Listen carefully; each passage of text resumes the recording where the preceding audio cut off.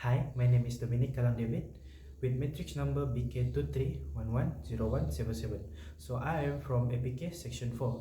So today I will review a product that really important for engineering student who is taking course electrical and electronic course. So the product is this multimeter from Kyoritsu, which with model KEW 1021R. This multimeter have variety of function, which is we can read the voltage, the current, and the continuity, also the resistor. So this multimeter have a digital display, so you can read the value with really easy.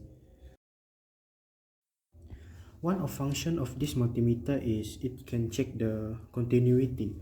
First we select the ohm symbol and then change the function to the continuity, which the symbol is wave, and then we clip this wire here,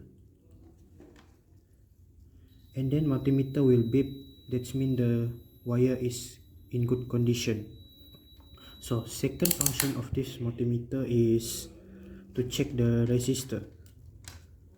So first we select the ohm symbol again, and then here we have two resistor.